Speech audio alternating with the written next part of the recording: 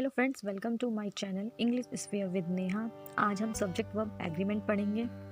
मैंने बहुत से बच्चों को देखा है कि सब्जेक्ट वर्ब एग्रीमेंट में उन्हें बहुत कन्फ्यूज़न होती है। पहले हम थोड़ा सा इंट्रोडक्शन जानेंगे कि सब्जेक्ट और वर्ब क्या होते हैं।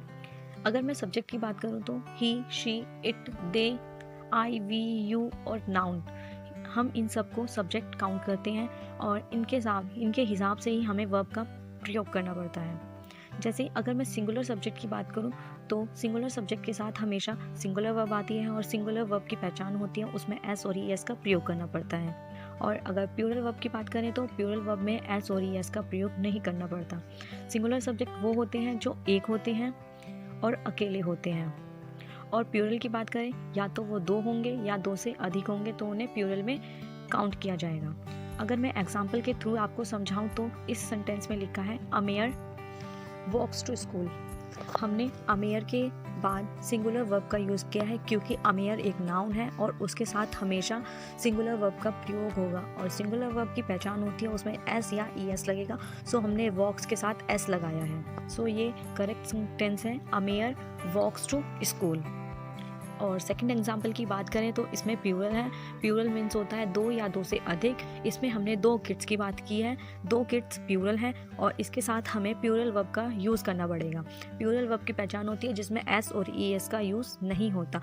तो हमने इस सेंटेंस को ऐसे बनाया है, the kids walk to school. और प्लूरल सब्जेक्ट की दूसरी पहचान ये होती है, जब किसी वाक्य को एंड से जोड़ा जाए तो उसमें भी हमें प्लूरल वर्ब का प्रयोग करना पड़ेगा। जैसे इसमें लिखा है अमेयर और लॉटी वॉक टू स्कूल। अमेयर और लॉटी को एंड कंपाउंड से जोड़ा गया है और उसके बाद हमने प्लूरल वर्ब का यूज़ किया है। जैसे मैंने बताया था कि एक व्यक्ति की बात हो तो उसमें हमें सिंगुलर यूज़ करना पड़ता है, लेकिन आई और यू की बात करें तो हमेशा ये प्लूरल में काउंट होते हैं और इनके साथ हमेशा प्लूरल वर्ब आती है। जैसे इस सेंटेंस में आपको दिखेगा आई गो टू स्लीप। आई एक प्लूरल सब्जेक्ट है और इसके साथ प्लूरल वर्ब लगाई गई है। प्लूरल वर्ब में हम एस और ई एस का प्रयोग नहीं करते। और दूसरा है you go to sleep. You भी एक प्लूरल सब्जेक्ट है और उसके साथ एक प्लूरल वर्ब लगाई गई है। और अगर हम यहाँ दो क्वेश्चंस प्रैक्टिस के लिए देखो, द गर्ल लाफ होगा या लाफ्स होगा।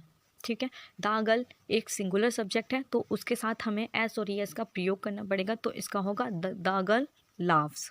ठीक है, और सेकंड क्वेश्चन है शी जंप होगा या जंप्स होगा। शी एक सिंगुलर सब्जेक्ट है, इसके साथ हमें अगर कोई वर्ब यूज़ करनी है तो उसके साथ एस या ई एस का प्रयोग करना पड़ेगा, तो इसलिए ये होगा शी जंप्स। ये दो क्वेश्चन है, दे और द डॉग। इसमें आपको खुद कमेंट में क्वेश्चन आंसर देना है। दे स्माइल होगा या स्माइल्स होगा, या द डॉग सिट होगा या द डॉग सिट्स होगा। Thank you for watching this video. अगर पसंद आए तो लाइक, कमेंट, शेयर करना मत भूलना।